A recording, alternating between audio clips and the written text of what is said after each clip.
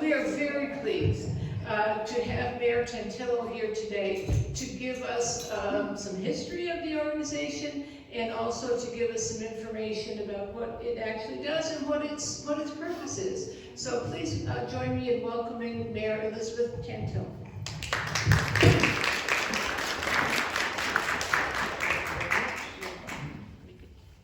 Can you hear me? I think that's okay. Okay. Hello. Hello. I'm probably the least expert person on this topic that you could ask to speak on it, but I'm going to give it a whirl. Thank you. I'm happy to be here today because I believe in the importance of history and also the importance of historic preservation. Yesterday I ran this talk by my husband, Dick, and he's usually not too critical, kind of, who told me that this was the most boring presentation come out of my mouth. Okay, thanks, hon.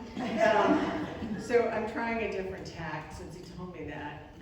Okay, there is really a lot of material that I can do. Speak up? Oh, sure. I can't hear you.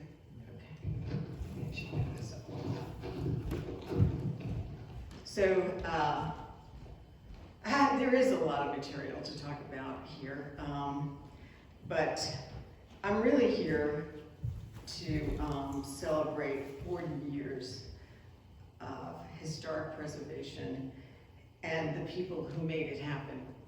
So you might have seen the banners that are happening in the village, and the Historic Preservation Commission, we call them CHPC, they thought it was worthy enough for them to go to the trouble of making these banners. And 40 years is a huge milestone, and it just shows you how much angst a village can endure. We're really not weak.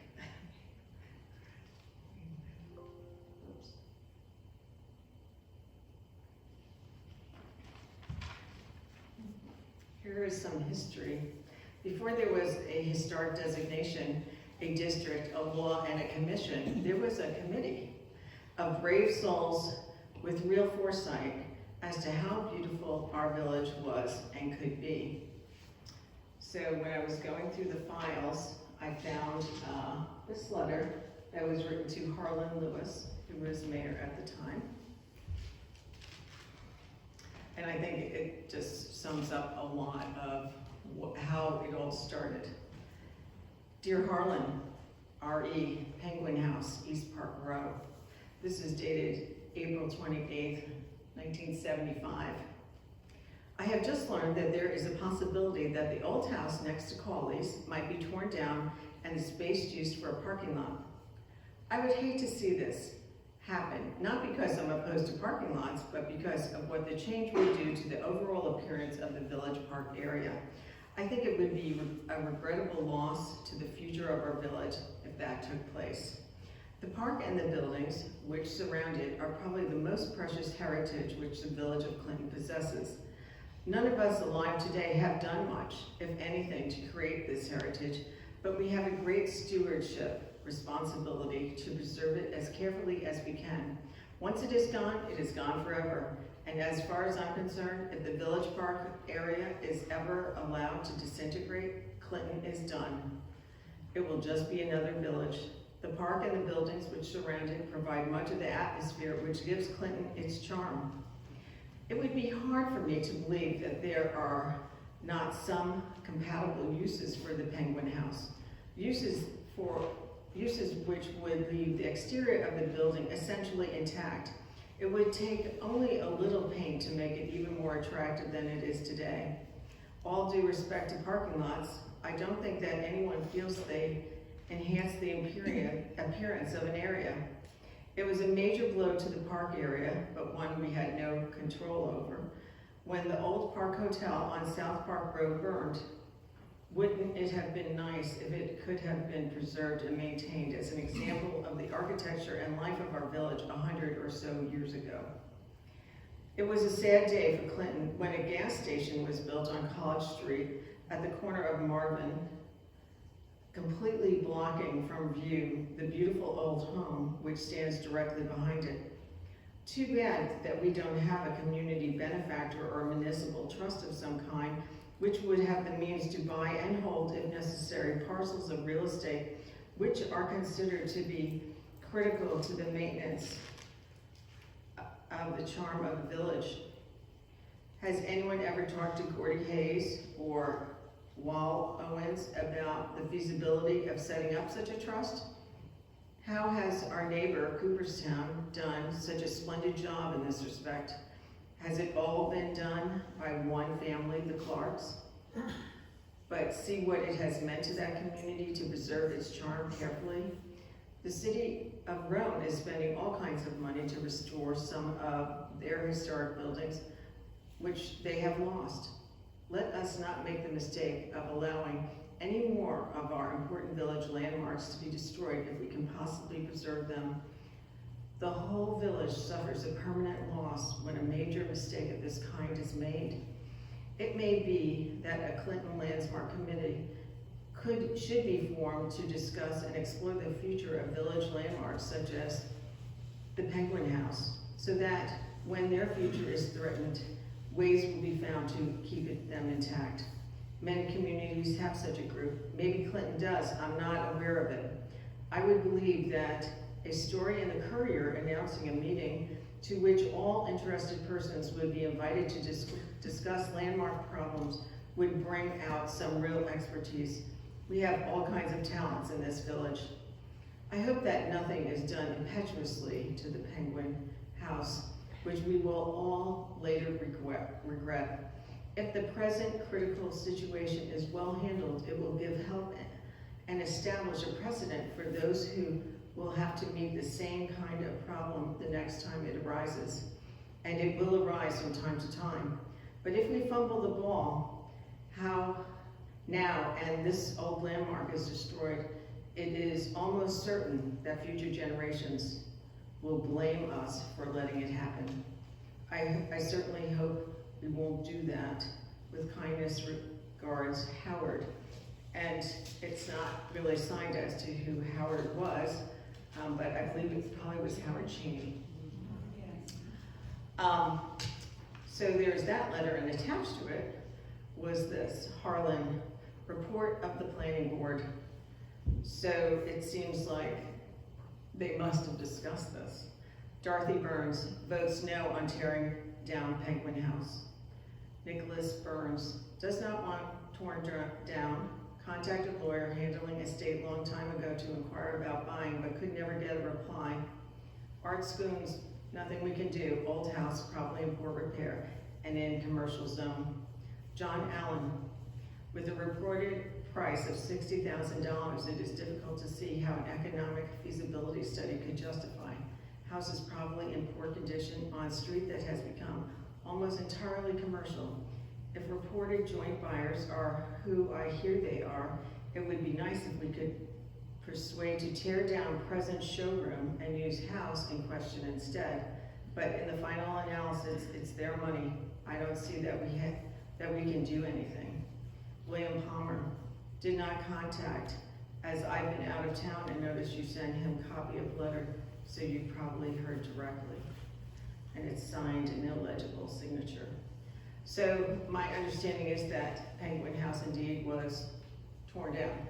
And people still talk about it, and it sort of sounds like that was the impetus of setting up a committee. So a committee was started. I mentioned this letter was from 1975. A committee was started in 1977, and they inventoried every building in what would be the historic district. That's the historic district outlined there. And then they took photos. So this is a multi-year project. Then they applied to the New York State Park and Recreation for a New York State historic designation. And they received that in 1982. And once that was approved, I believe the Parks and Rec group applied to the National Register of Historic Places. and that was designated in 1983. So it basically took 17 years of work to get it there, to get a historic district, which was a huge step in that time. It's, having been involved with other National Register of Historic Place projects, it is a huge process to go through, and not for the faint of heart. So that initial committee was chaired by William Stacey, and the new commission started, their first meeting was January 3rd, 1990. So even a considerable time after the historic district was outlined, the commission was formed, and it is a village commission and answers to the mayor, and eventually the board. So they had their first meeting on January 24th. They announced a building moratorium. So that was really a great way to start. So here's the Courier paper.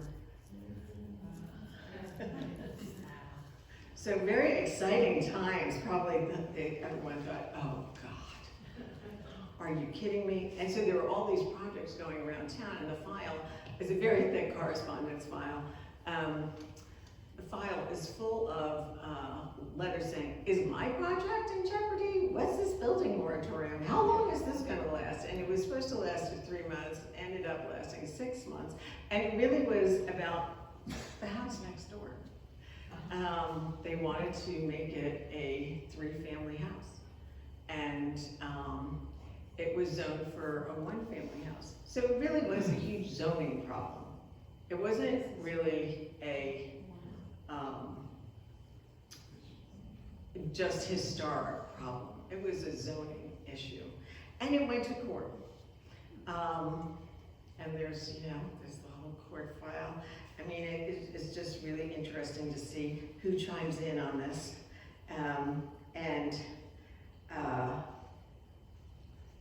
What happened was that it was provisionally accepted, and then they realized that no, it wasn't zoned properly. So they put this moratorium on, and obviously it got built anyway. So it was kind of an auspicious start, don't you think? And you can kind of imagine how it would be, right? You're on the first commission, you probably were on the committee, you've got the district, you've got the National Register, it's all very exciting. And then someone, you know, right off the bat, flies in the face of historic preservation. How dare they? So when it was very divisive, the moratorium, and people vacillated back and forth from the mayor saying he approved, and then the mayor saying, no, he didn't approve, and that was our favorite Dick Williams at the time. And the planning board and the zoning board, it was kind of a little confusing, because now we had this new commission that, you know, was thrust in there that also had a say in what goes up and what does not. So they weren't really, I don't think, prepared for that. And because it was such an auspicious beginning, it didn't really launch the way anyone would want it to launch.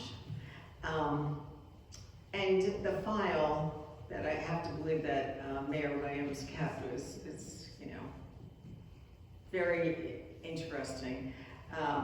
And as you can see from Harlan's letter, this was typed on paper.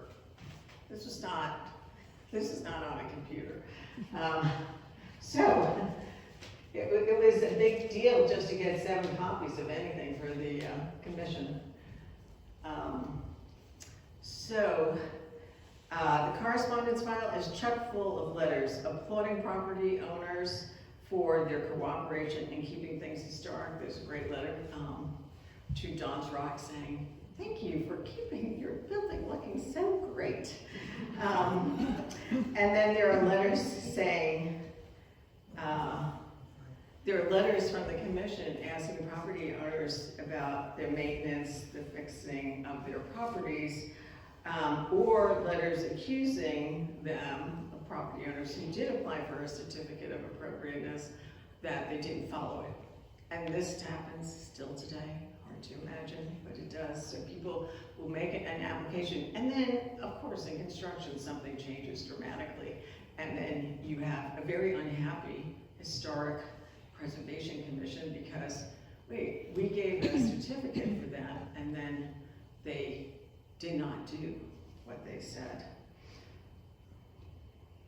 Oops,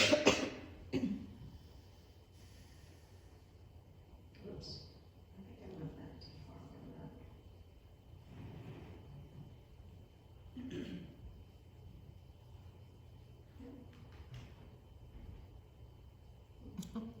Sorry, I'm like technically incapable. So this was the, no, it's not right.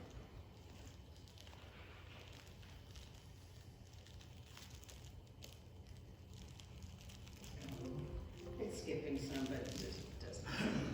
Okay, so I think of historic preservation as a community gift, and I think that the people originally who were involved in it thought of it as that, as well as Howard Cheney put it in that letter. Villages with historic districts are more attractive, memorable, and nice to live in. The properties are worth more. In the past, it's been cited that historic district homes are worth 36% more than average. It often gives people a sense of civic pride. People are proud to live here. So why all the angst?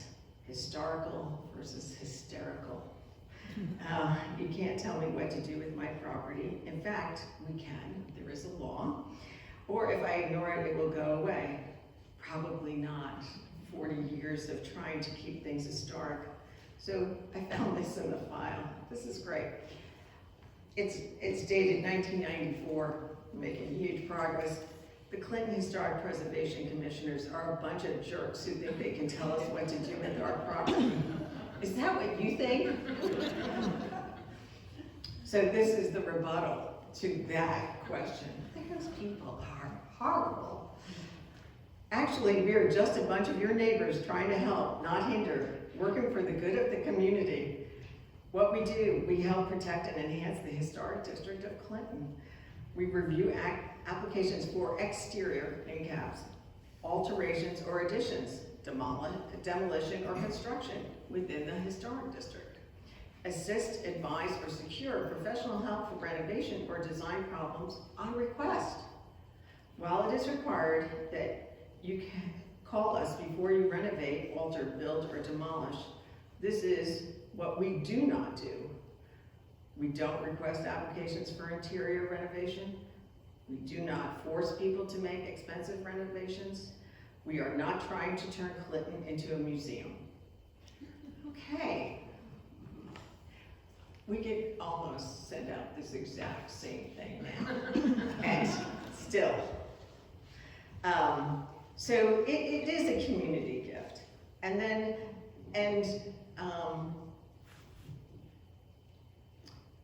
you know, these letters that we'd send to people, you know, they'd say, you know, you're breaking the law with putting vinyl siding on or vinyl windows. And you can go through the historic district and see plenty of those.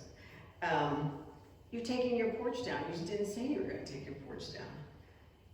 You're putting a new porch up. We didn't say you could put a new porch up. And as much as I would love to share all the names, I would definitely be putting my reelection in jeopardy. So there's a lot of what I've witnessed going to the CHPC meetings is that angst, the back and forth between owners saying, I applied and you're still not happy. The commission is saying, You did not ask for that in your application. And so it continues 33 years after the commission was set up. Let's try this again.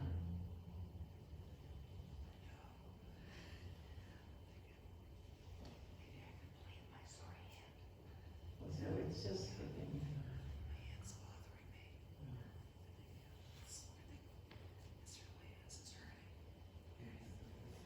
Okay.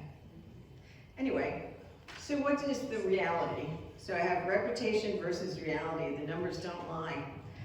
So in 2021, we had 23 applications approved and 3 were tabled. And they were tabled due to the property owner tabling the project.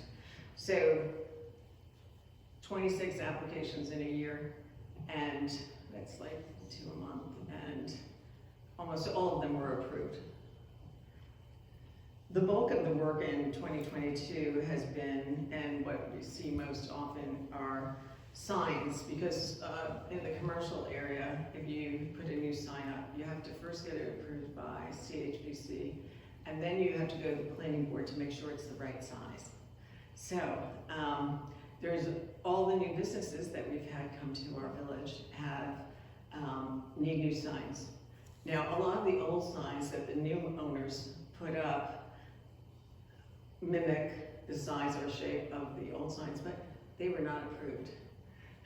So there's that angst of, okay, yeah, sure, Thriftish, they put up a new sign where the Clinton floral sign was, same size, everything, except that was wrong too, the Clinton floral sign. So you have this people that, well, I just did exactly what was there before, thinking that that has all been approved, and it has not. So in garages need new doors. They say, yes, we're gonna put on these beautiful doors, and then they don't. And windows, you know, windows are expensive.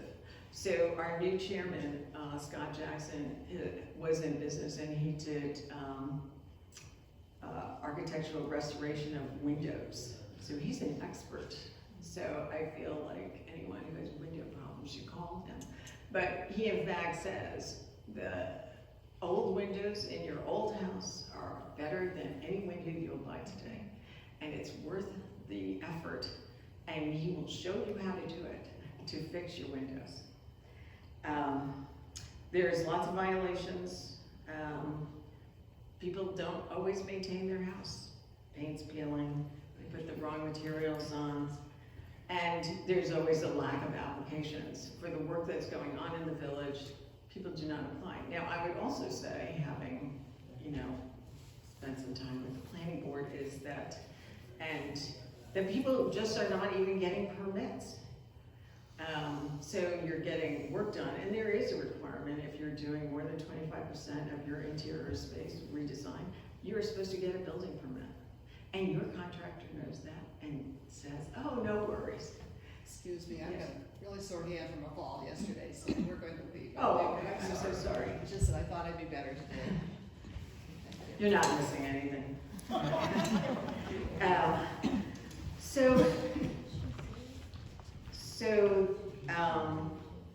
The other work that we're going to do from just the management of the commission is that we're trying to develop some procedures. They have a process, and in the past, it always seemed like the chair of the commission did the bulk of the work. So we've kind of now spread that work amongst all the commissioners. There are 7 with 2 alternates. And we're making progress. We're developing a plan to, well, we did the banners, which is great, and then we're trying to develop some resource lists for people who have old houses where they can get materials, and some educational workshops. So I'll just tell you a little story about myself. I moved to the village in September of 2017 after living on the hill for 24 years. And I became a village trustee in 2019, and then the mayor in 2021. And when I became the mayor, I knew very little about any of these things because I've never really had to use the CHPC CHPC, the Planning or Zoning Board. And in my duties as a trustee, things come up, but you're approving or disapproving things, you're not really being immersed in that. But what I did know, so I didn't know much about CHPC, but what I did know is that I did not want to have village to have an adversarial relationship with their property owners. So I started to go to the meetings, but before my very first CHPC meeting, the chair and the vice chair resigned. So I thought, oh, now this is exciting. Things are gonna really happen. I wonder at the depth of the dysfunction of this commission.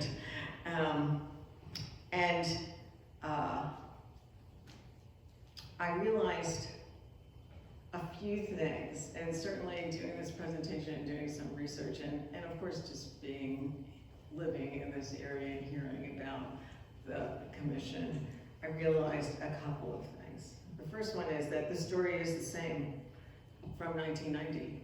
It's the same issue, it's the same kind of tug of war. The second is we, the village, the people, the property owners, the town, the college, all benefit from historic preservation. We live in a beautiful place that visitors love to see. People like living here. It's quaint, it's dark, it's close to nature, there's no traffic, and it's generally easy living. 3, people don't like laws, whether it's what you do to your house or whether it's speeding. 4, if the laws are not enforced, you will have tragic accidents and a town that lacks distinction. So presumably you're all history lovers here. So who wants to live in a town without distinction? I do not.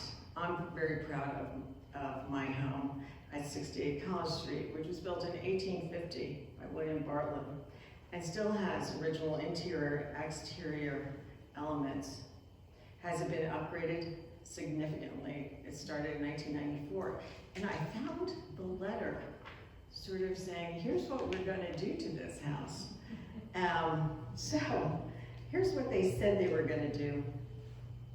We're gonna demolish the existing garage section of the building and replacement of same with a 1.5-story garage and playroom wing in the general area of the existing garage. 2, restoration of previously closed window openings in living room and dining room. 3, construction of an exterior screen porch and associate site improvements. 4, installation of new windows in the kitchen and breakfast room. 5, partial enclosure of existing side porch entrance and a window alteration in said area. So they did all those things, although you can't open the living room or the parlor windows, and those are closed for good. But here are my questions. Where did the 4 chimneys go? How was that approved? And was there a garage in 1850? Not really. So what's it historic to? And that is a question that we always come up against. Okay, so if someone does something to their home, is it not historic to when? You know, what is the date for each house that we are trying to be historic to? And it is a question that befuddles me personally. But I think that for the most part, the things that people bring to us are, you know, putting new steps in, putting new, railings in. And there are historic guidelines. I mean, we're not making this stuff up. There is a huge, work by the National Registry of Historic Places. There are all kinds of information that we can get, that we can access to give support and ideas to people. So in terms of CHPC, I've probably been a huge pain in their neck in these ways. They have a process which is very straightforward. There's a certificate of application. You come to a meeting, you have your certificate, you draw pictures or have photos or whatever. You tell them what you're going to change and how you're going to try and keep it as similar as possible to the current structure. It's straightforward to them, but it's not necessarily straightforward to the entire historic district property owners. And the commission has a lot of angst about violations that go unnoticed except by them. And they don't have a lot of confidence in pursuing remediation of that. And that's another whole issue.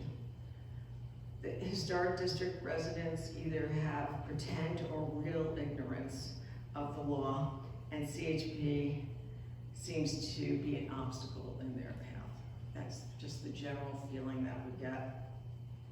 And enforcement is an issue. Planning board mostly deals with signs after CHPC, does that.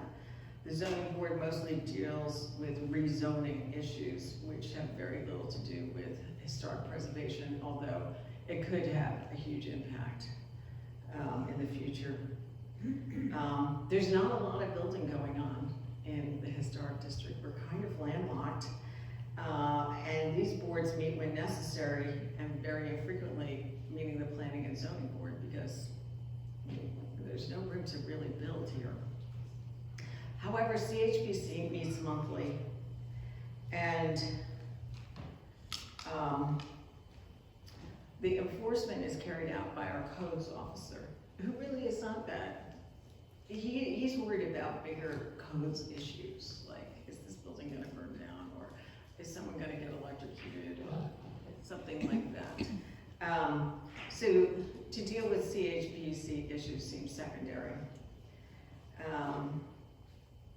So what can we do? We're gonna just keep working the purpose, and the purpose in the law, I think, other than just giving certificates of appropriateness, has somewhat been neglected. So part of the purposes, let's see, oops, wrong way. Here's the purpose of the law. And we're gonna try and build some more recognition into how valuable the historic district is. And we are hoping that we will be allowed to help protect and enhance homes and businesses by being a resource. And I think we have to put away the apologetic side of ourselves that say, I'm sorry you have to go through this, and just be proud and say, this is a gift to your community. And remember that not only is it a gift to the community, but it's also an economic engine to the community. Because our village green is so beautiful, thousands of people come in the summer to farmers markets, concerts, other events. It is our central meeting place. And when a new person comes and they look all around at that is really important to the general welfare of the prosperity in our village. And, we're just gonna keep on trying to make keep it historic and charming. So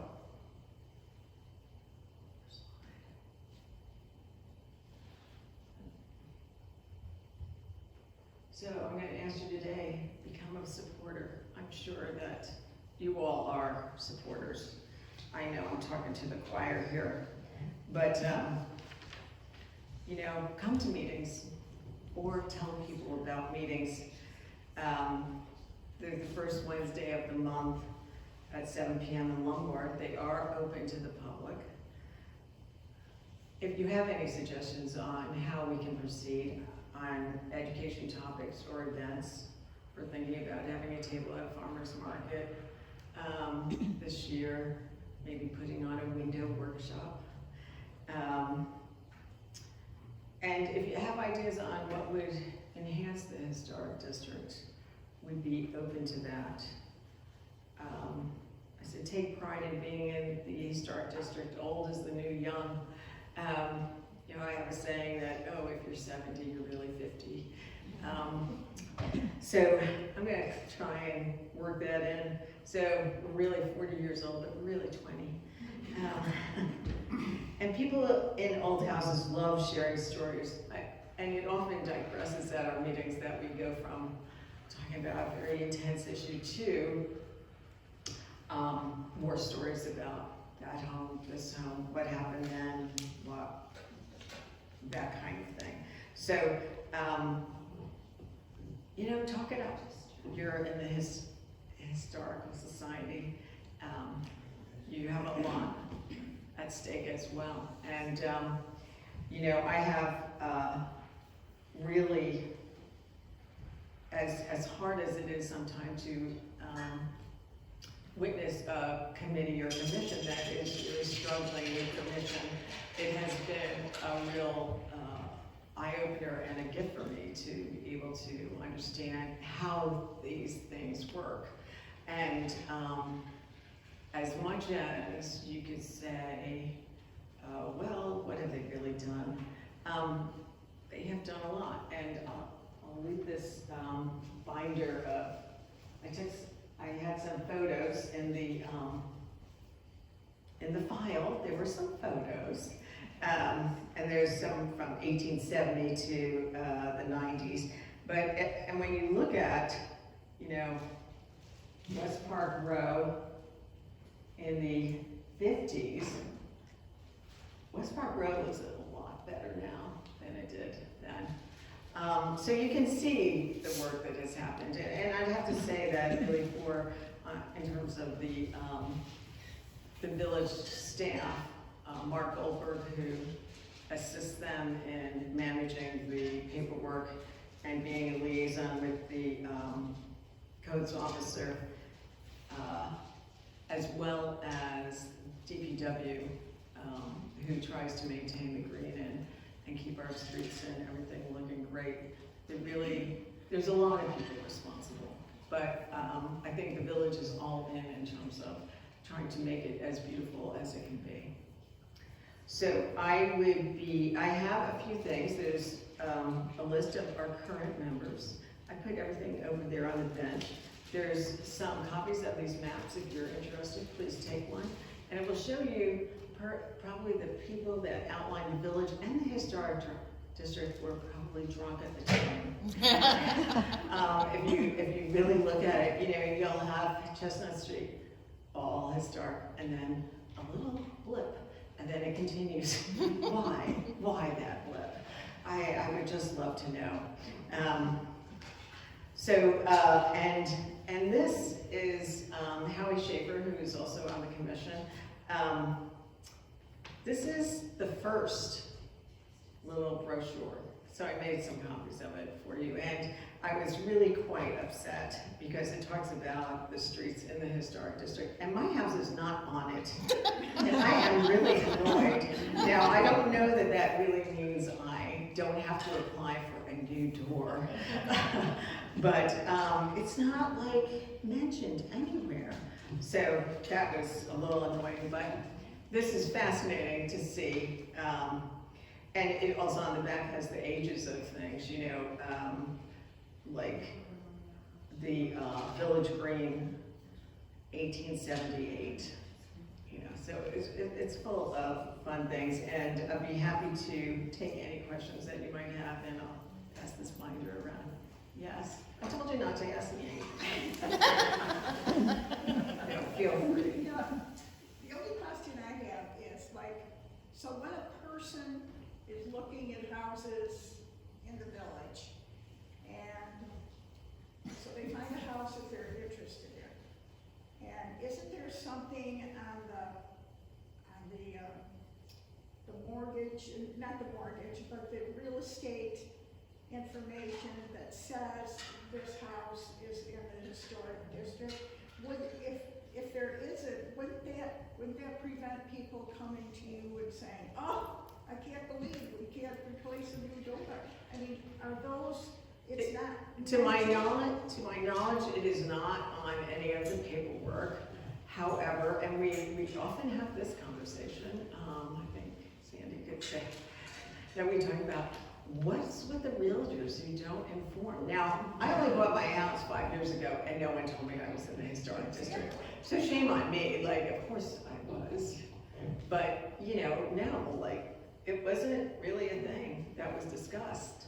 So, yeah, I remember calling Chris Bologna when I wanted to paint my front door and said, can I do that? Try and pick a tasteful color. Is her response. Yes, Sandy?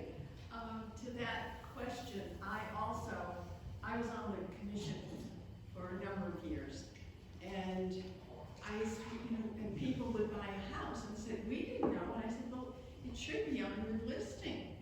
And you go back and look, it isn't. So I confronted, I'm not saying which realtor, I shouldn't say confronted, but I spoke to a realtor, and they said, we don't have to do that. That is not required by the Realtors Association.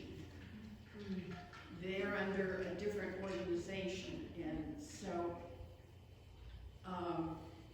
they can if they want to, but they don't have to. And because if they feel that the house won't sell because it's in the historic district, they won't put that little word in. And they're really good. And that goes back to being apologetic about it. Like, we should do that.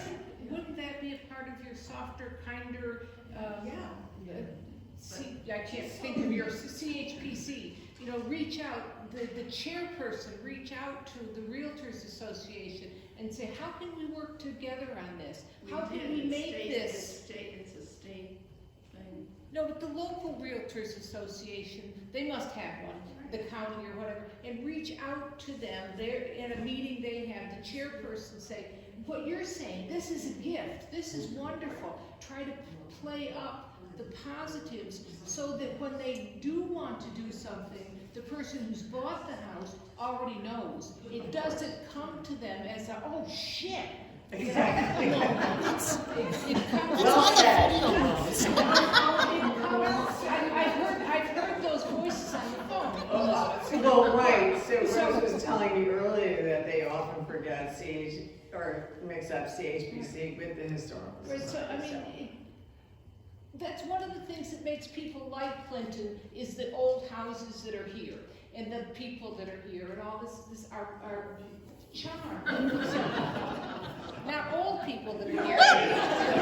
People in general, part of the The friendly people, the community in the larger sense, the community. Yes. So I That is an educational strategy. We've also, in the past, have sent, welcome packages to new homeowners saying, okay, here's our brochure, don't forget to do that. We are going to do a mailing this spring to every resident, just saying, don't forget us, we're here.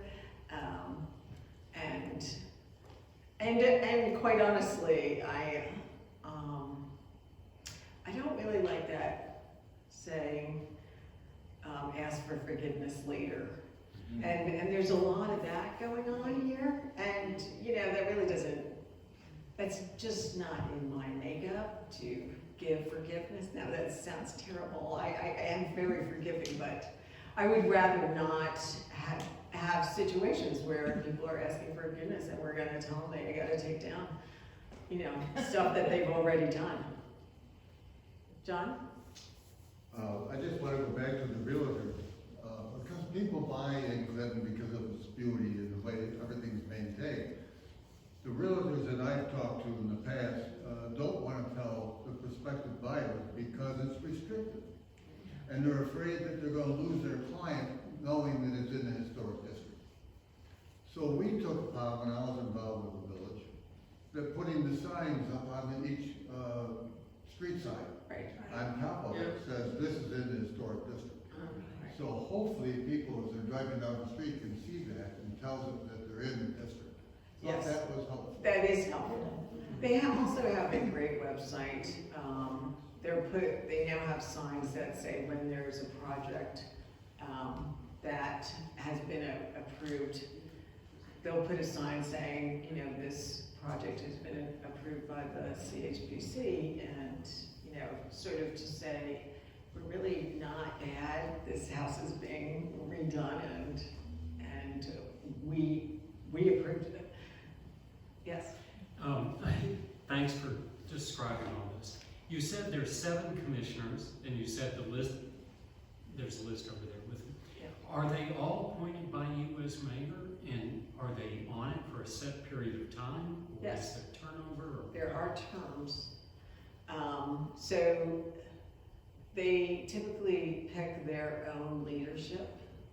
But every April at the village's annual meeting, we appoint people. Now, so that was one of the first things. So when I became mayor, and then I had the 2 resignations, I thought, oh, okay. So then I went to the CHPC meeting and said, okay, like, who are you replacing these 2 people with? And they said, no, that's your job. I'm like, okay, I know nothing and you want me to replace people? How could I possibly do this? But as it was fortuitous that 2 people came forward and were interested, Scott Jackson, who's now the chair, and Howie Schaefer, whose father was very involved in the committee initially, and he was the chair of the planning board when the moratorium happened, and the committee was in active work. There was one letter which I tried to find in my second go around. There was a letter from Dick Williams to the CHPC board saying how mad he was about this moratorium thing, but mostly because they kicked off Robert Schaefer and him as ex officio members off the commission.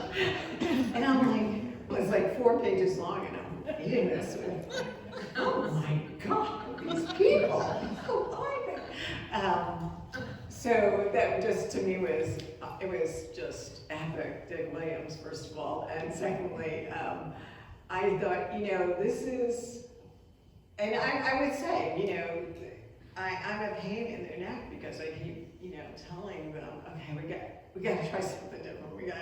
We're going to be the best commission in the village at the end of the day, and it's just not easy. It's not, you know, you've just got things that are set up so that it seems like the commission is the antagonist when it's really just has a mission and it wants to do its job. And the people who have been on the board, like Sandy, they are long suffering. I mean, and many of them have been on for decades, and it is not for the faint of heart. I often leave those meetings and I feel like my head's gonna explode. But the work is good, and we're just gonna keep going. And if anyone has any good advice, I am always open to hear that. Are there any other questions? Yes? Yes, please tell your husband that this was a very wonderful